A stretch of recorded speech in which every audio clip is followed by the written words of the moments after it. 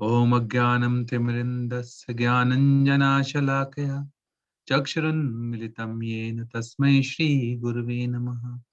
Shri Chaitanya Manobhistam Sthapitam Yena Bhutale Swayam Rupa Kadamayam Dadati Sapadantikam Vandeham Shri Guru Shri Uta Padakamalam Shri Gurum Vaishnavam Cha Shri Rupam Sagrajatam Sahagana Raghunathan Vitam Tam Sajivam Sadvaitam Savadutam Parijana Sahitam Shri Krishna Chaitanya Devam Shri Radha Krishna Padam Sahagana Lalita Shri Vishakhan He Krishna Karuna Sindhu Deen Bandhu Jagatpate Gopesha Gopika Kanta Radha Kanta Namostute Tapta Kanchana Gaurangi Shri Radhe Vrindavaneshwari Vrishabhanu Sute Devi Pranamami Hari Priye Pancha Kalpatarubhyascha Kripa Sindhu Bhayevacha Patitanam Pavnebhyo Vaishnavebhyo Namo Namah. Jai Shri Krishna Chaitanya Prabhu Nityananda Shri Advaita Gadadhara Shri Vasadi Gaura Bhakta Vrinda. Hare Krishna Krishna Krishna Hare Hare Hare Rama Rama Rama Hare Hare. So I'll share this screen. Just let me know if you're able to see the screen now. Somebody can tell me, please. Yes, Prabhuji. Thank you very much. So we're reading 38th verse of Bhagavad Gita chapter 18.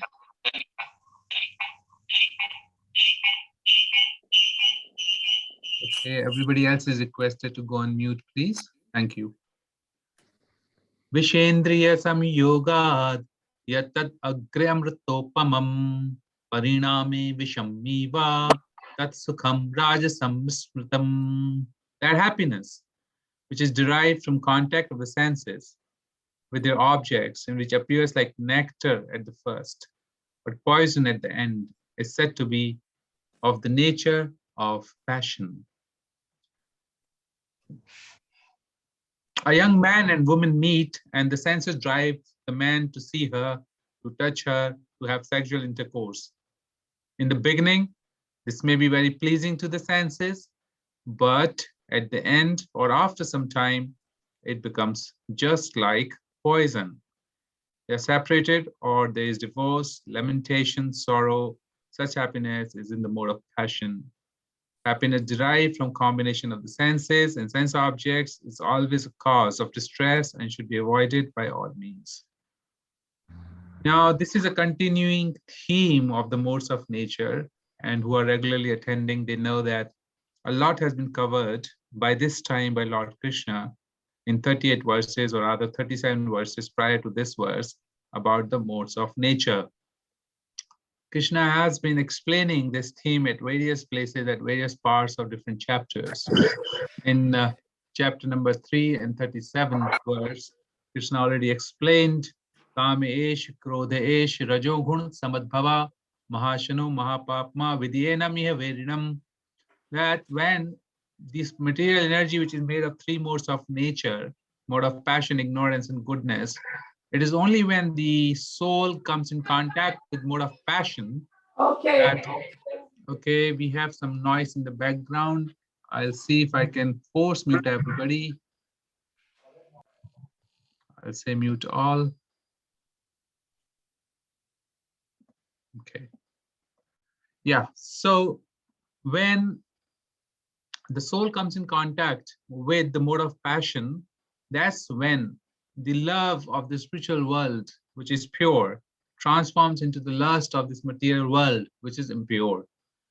And therefore, the senses are made, and for that, for all the senses, the objects of the senses are also made in the material world to keep the conditioned soul or living entity completely illusioned and completely engrossed in the act of gratifying their senses and to do the activities which will result in some sorts of reward, as in the enjoyment of the senses. And it is a very, very powerful phenomena. First of all, poor conditioned soul cannot understand that he is not this soul, he is not this body. That's the very first hurdle in his self-realization, path of self-realization. So obviously, there's a guru, Sadhu Shastra, who will come and give him that knowledge. But prior to he gets there, it is almost impossible, rather impossible. Mam Maya Durattaya. Krishna has already declared it that his material energy cannot be overpowered. It is so powerful, really as powerful as Krishna is, because it's his energy. So there's no chance of overpowering the material energy. There's no chance. So Krishna is already saying that this material energy is so powerful and so illusory that even though you get to know from so many people that you are not this body, you are soul, to live at that at platform is really it's a task in itself and takes lifetime of practices and and meditations and all kinds of efforts to come to the platform where one can understand that I am not this body. Because as soon as you hear this knowledge at that moment, you may feel it, but soon after that, you are acting on the platform of body. You have a little pain, you feel the pain of the body, you have separations, you feel the pain in the heart, you have hunger, you feel the pain of hunger, you haven't slept well, so you want to sleep, loss of energy is felt, all kind of pranks of the material energy will come and attack the body.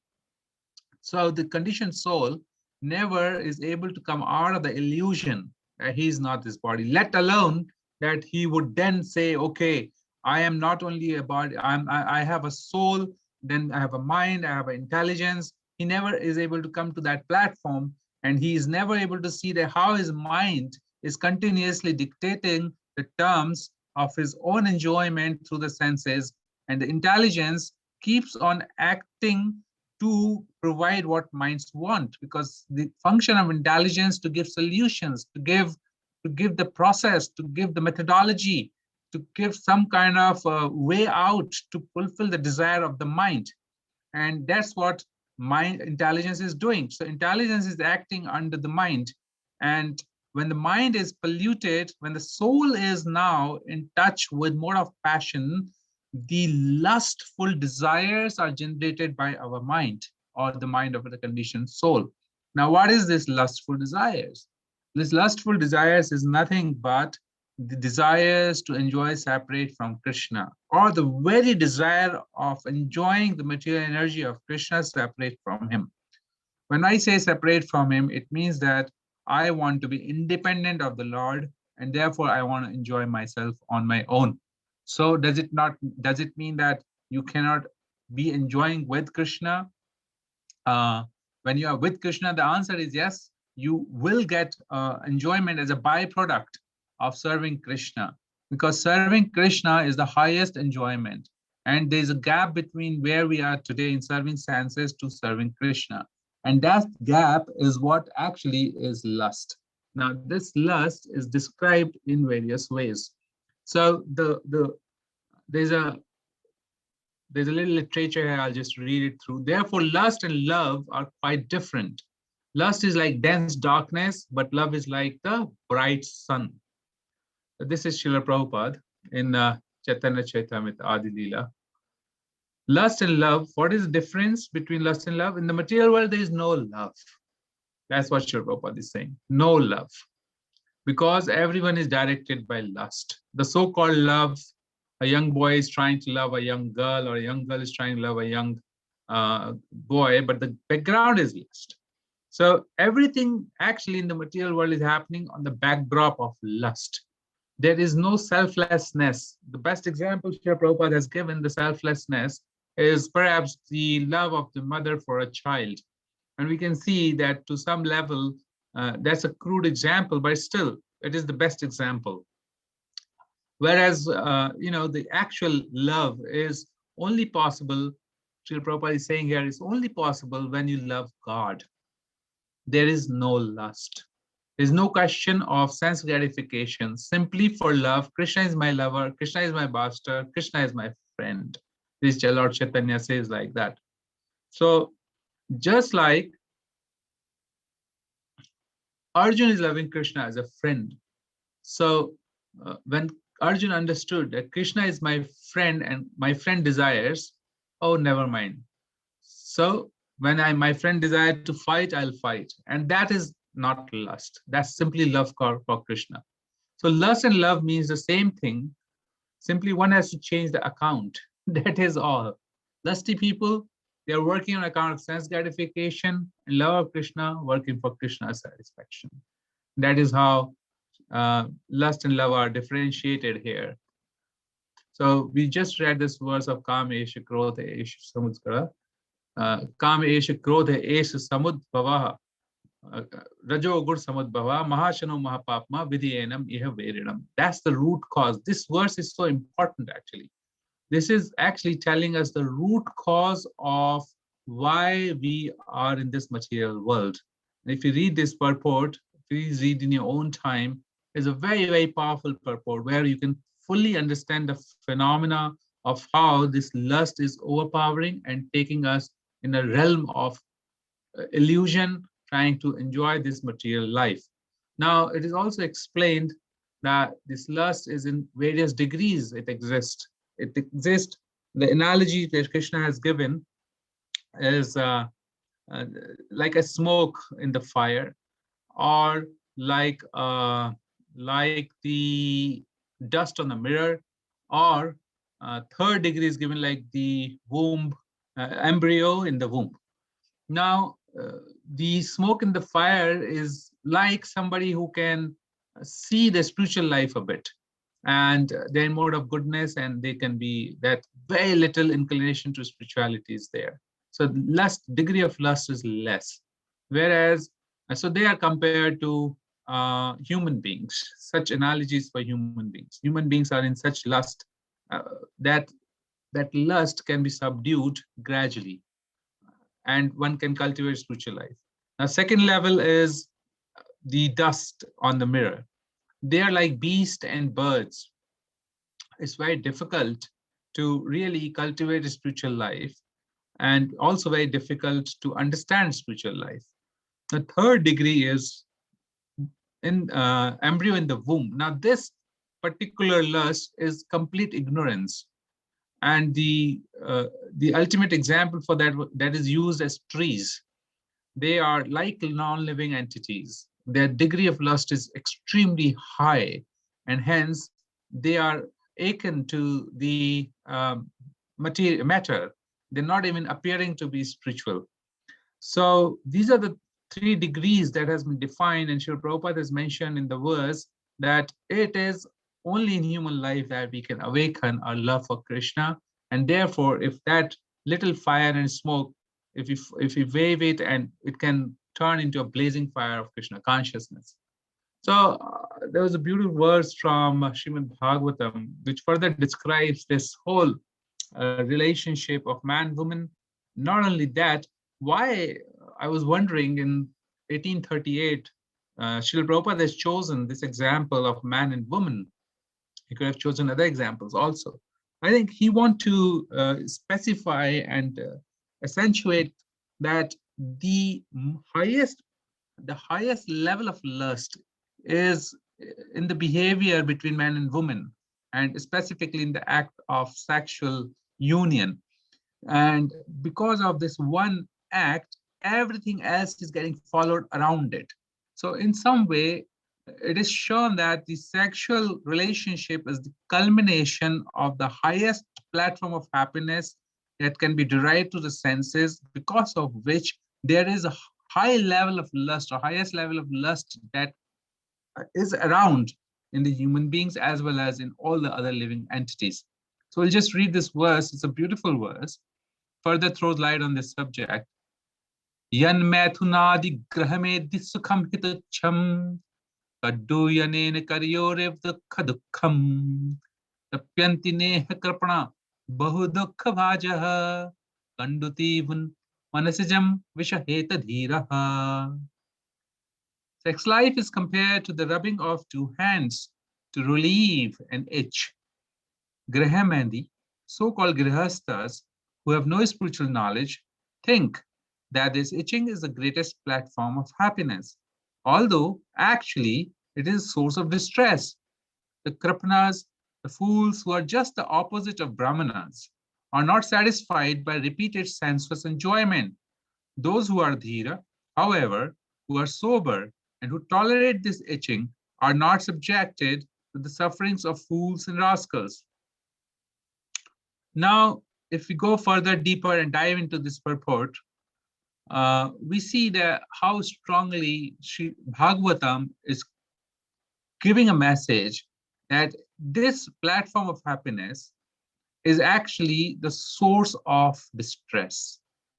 Now, any activity, what to talk about just this activity, we're talking in the last previous classes that any activity which is done with an intention of enjoying the result which will come out of that activity will ultimately bring um, distress or bring misery. It is an element of dukhalayam ashashvatam, and it will bring that. Because there's an intention of enjoying the material energy, and therefore that very intention becomes the root cause of the material distress, gives you the material distress, material unhappiness. Now, the living entity, that kind of living entity is compared to Kripanas, because Kripan is someone who is a miser. In human life, the utilization of time has to be done in such a way that one can come closer to the point of self-realization.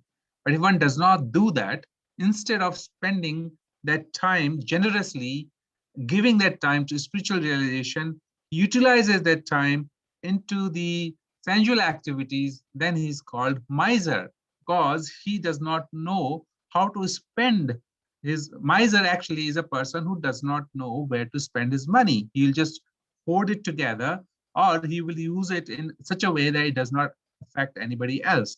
Similarly here, the person who has human life to begin with, and who has got so much of time of human life that can be utilized in self-realization, is being utilized in sensual pleasures. That's an act of miserliness or kripanas, opposite to brahmanas, because brahmanas are someone who would like to generously follow the path of self-realization, give that knowledge to everybody else.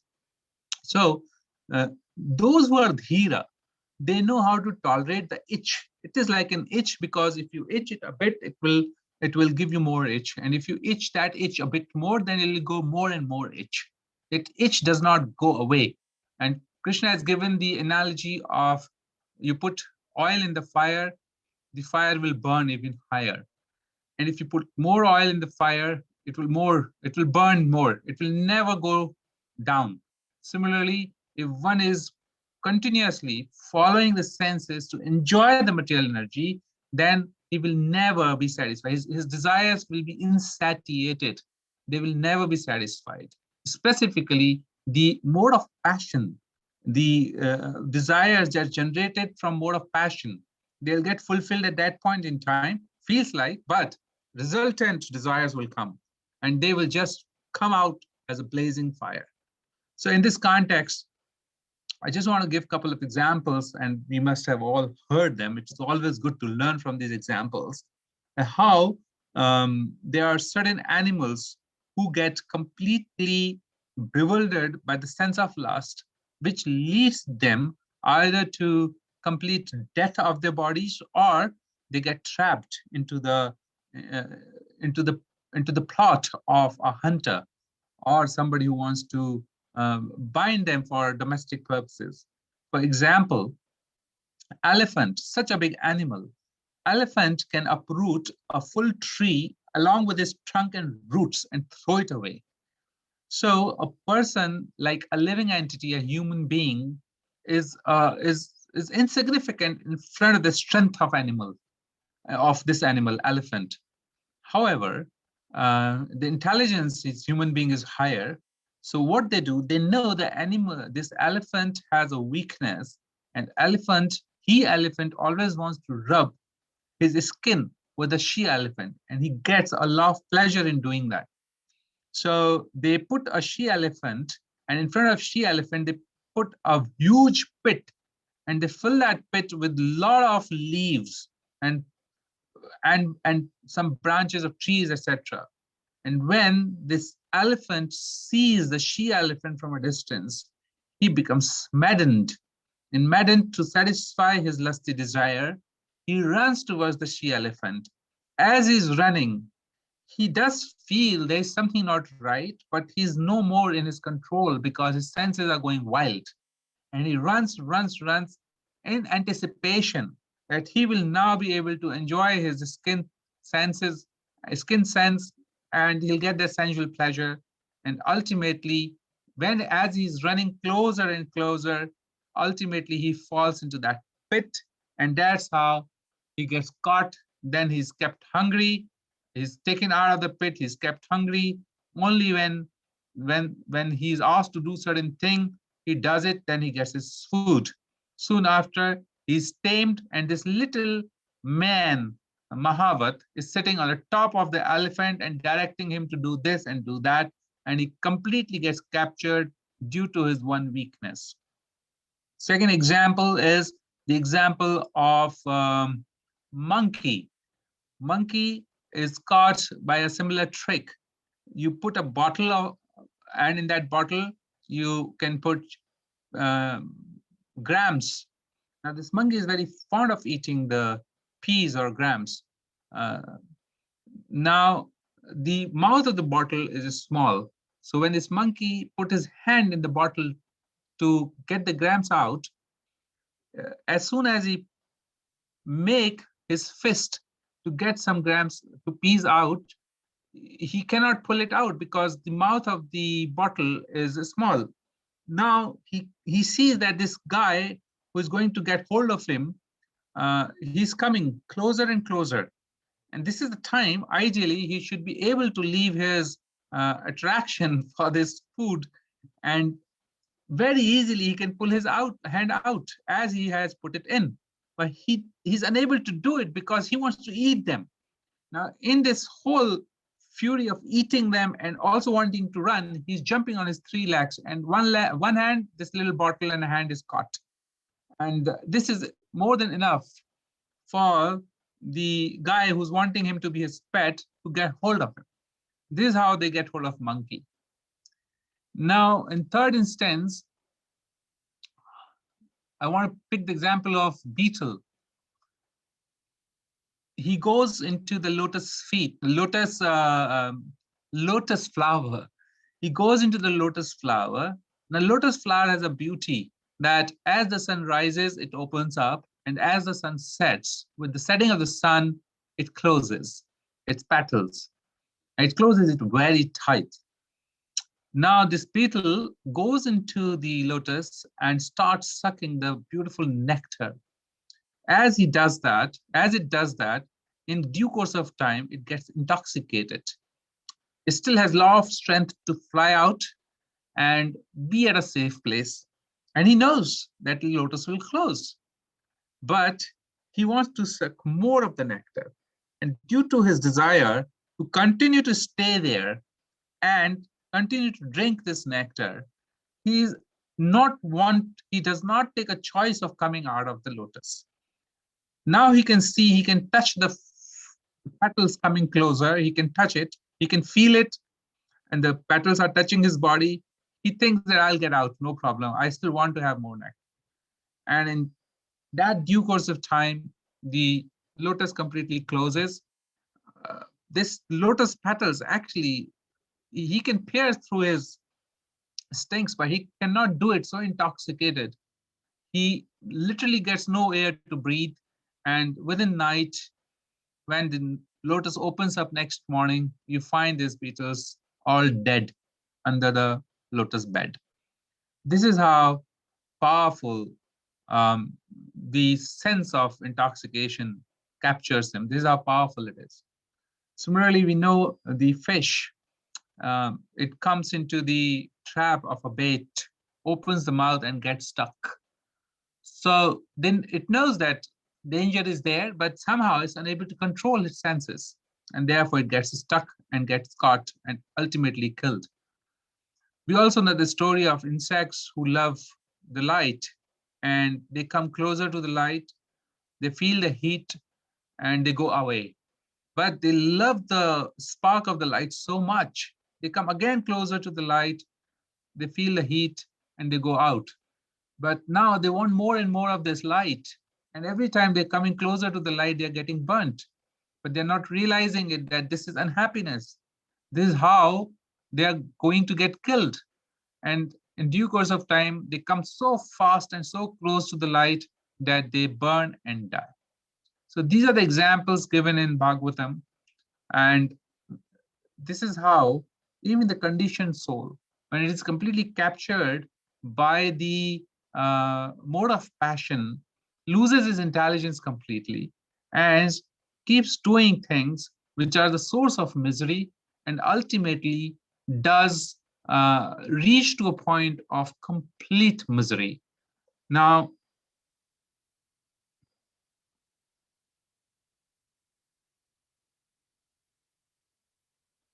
I will go there later. Now, when this complete misery does not just end here, you see, this complete misery continues on. Because if you have acted in a sinful way, which is not according to Shastra, we learned in previous verses, activities which are not in the injunction of Shastra, they are called either in mode of ignorance, actually. So if we act in such a way, then results are also very, very terrible.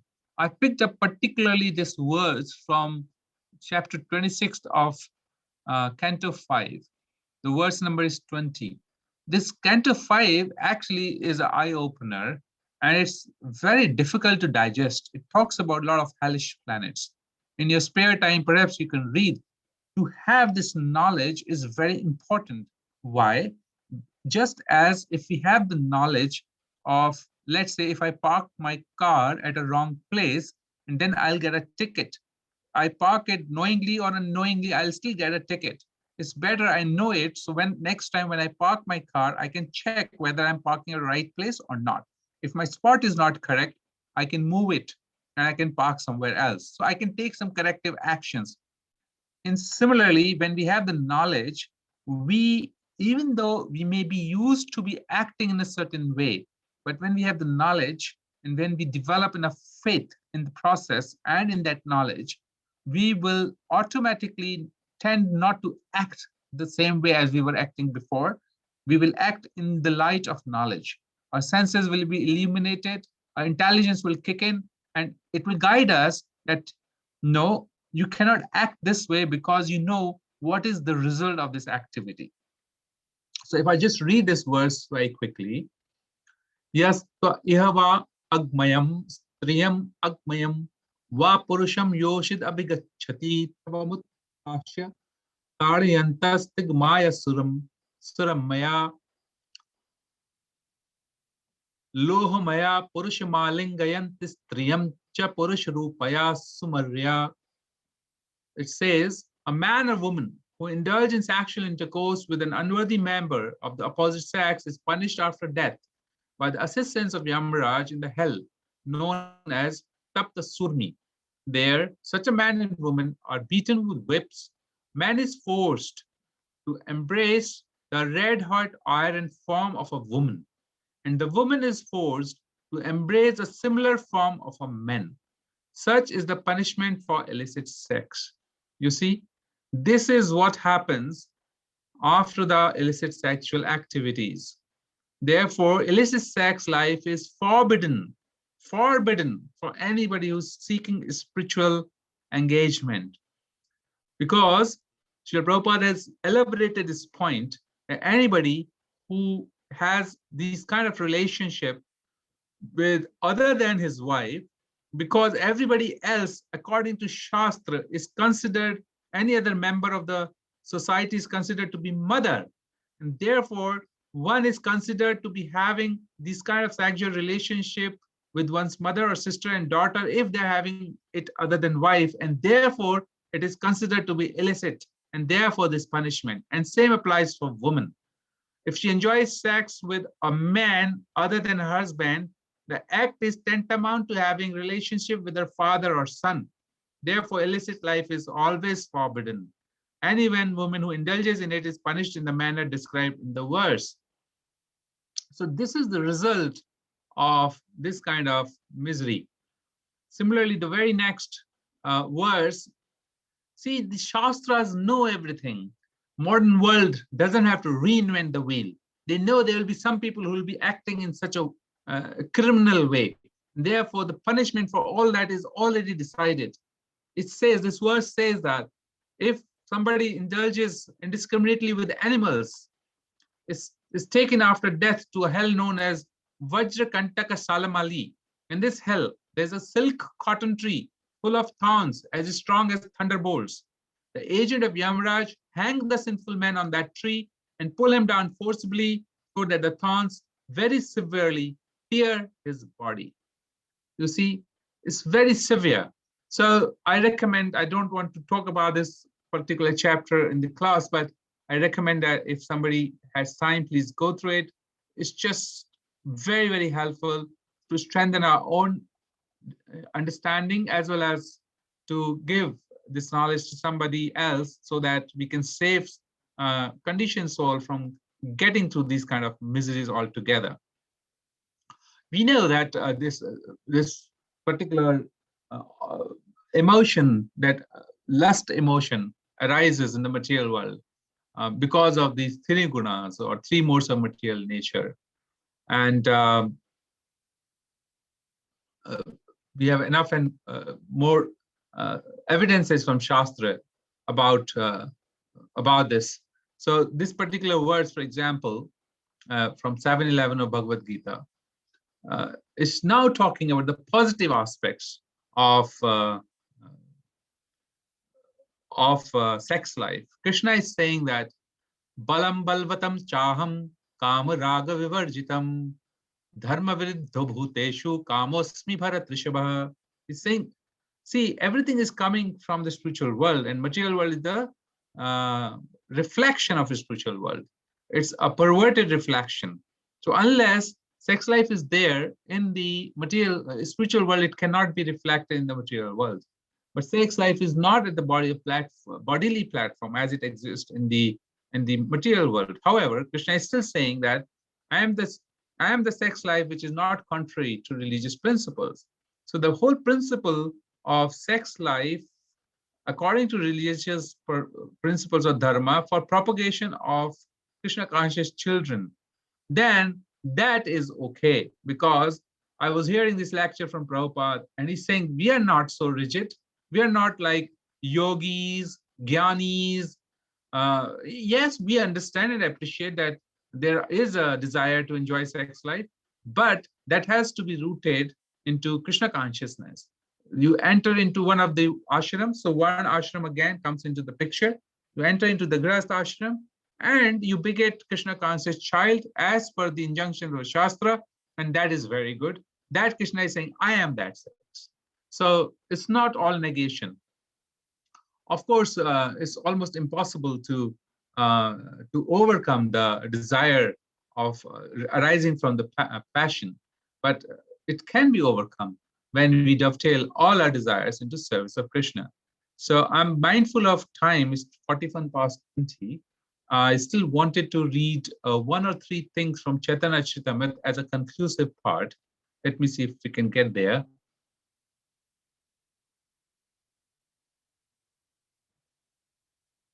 Text. Was it 46? Just a sec.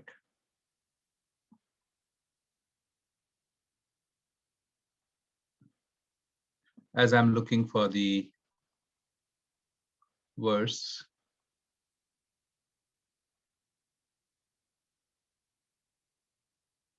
So this verse is, this chapter is talking about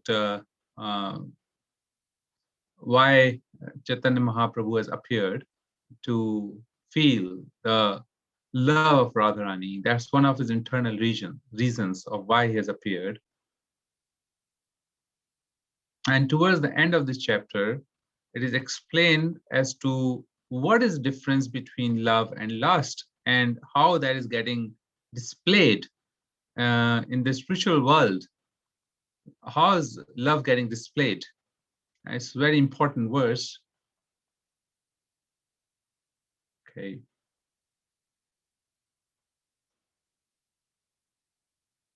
Huh. Here it is. So I'll read one or two verses from here. Kama prema dohakara vibhinna lakshana loha arhem yayech sarupa vilakshana. Lust and love have different characteristics, just as iron and gold have different nature. So you see the differentiation is given as good as iron and gold. This verse we all have heard many times from Srila Prabhupada and other devotees. Atmendra priti vanchatare boli kam, Krishnendra priti ikshatare premunam. The desire to gratify one's own senses is calm. The desire to please the senses of Lord Krishna is prem.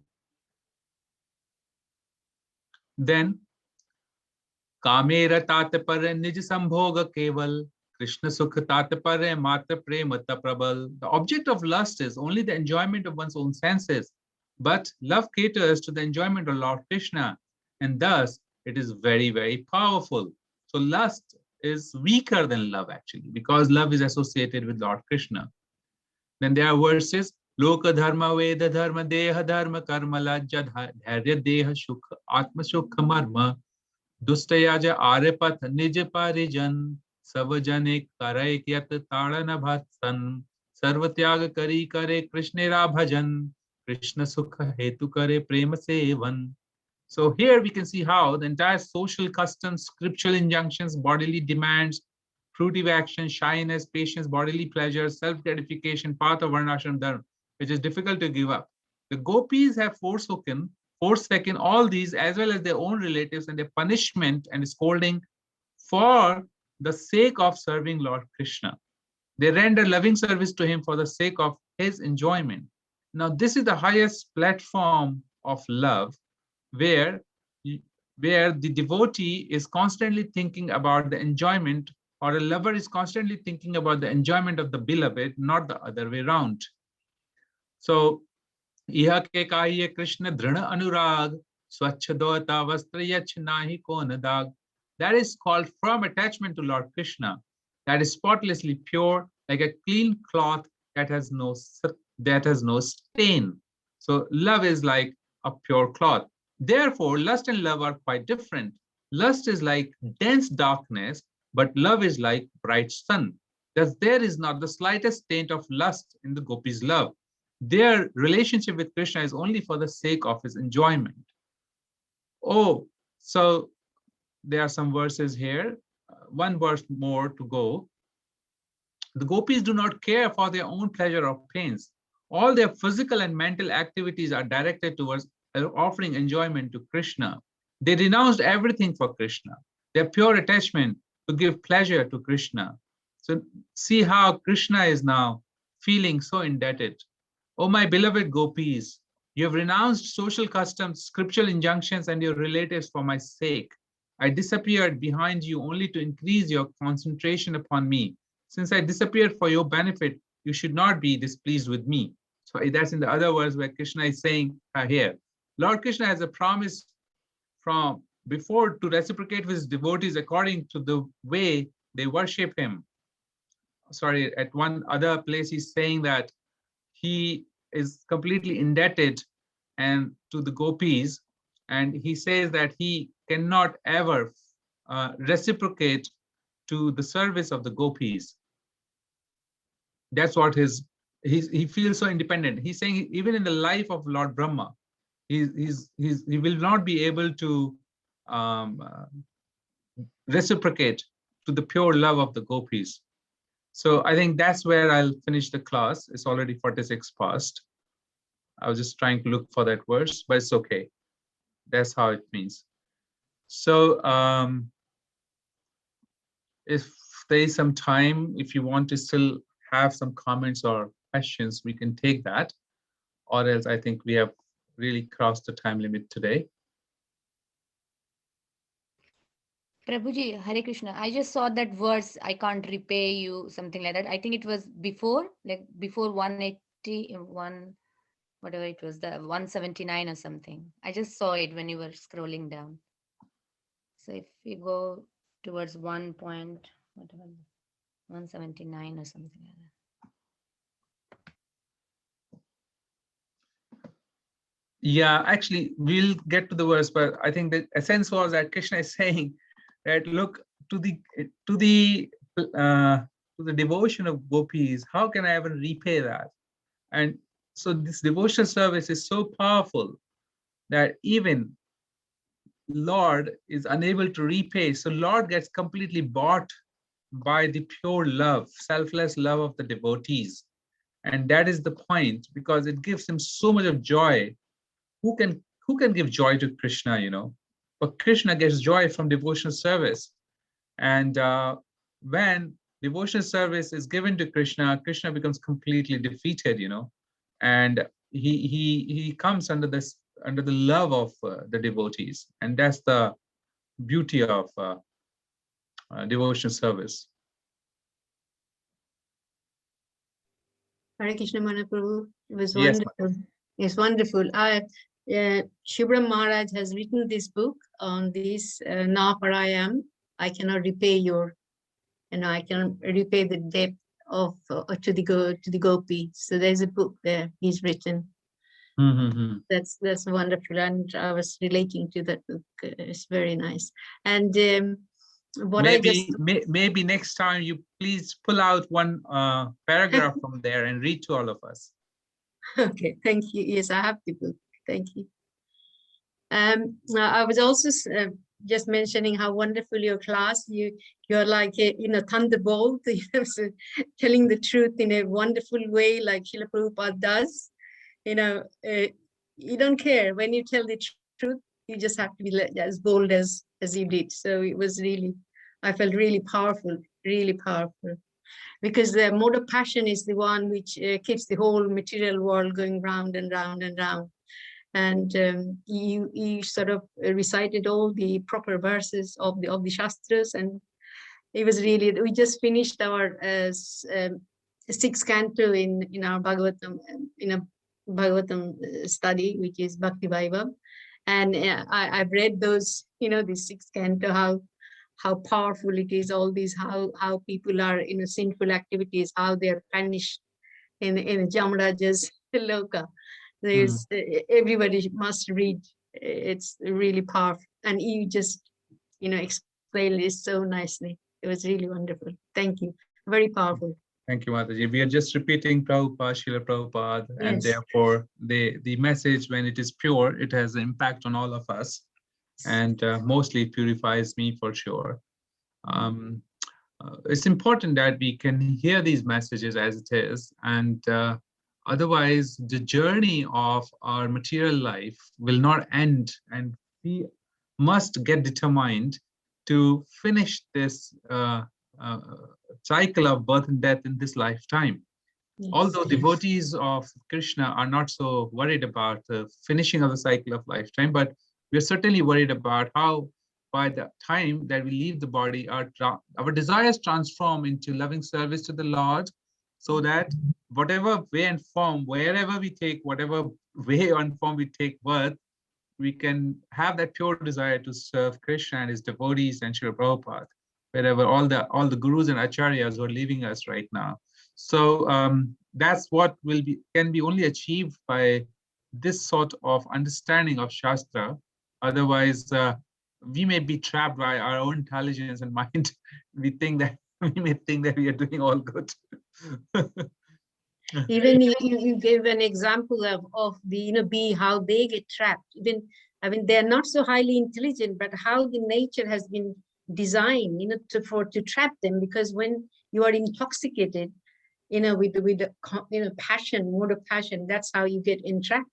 So even the bee got entrapped into the lotus flower because of the madness, that he was so intoxicated. So it's happening everywhere. It's not only human life, it's just in all living entity. So I just want to share one anecdote very quickly, if allow me.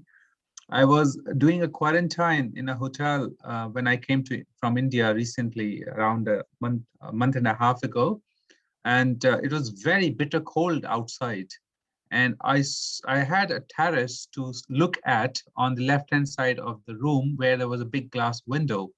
And I could feel the cold was even permeating through the glass, even though there was good heating inside the hotel, but it was really bitter cold. So when I looked outside, I saw this bird, a pigeon on the roof of the floor. And I felt so much compassion. I said, how are they surviving? It's so cold.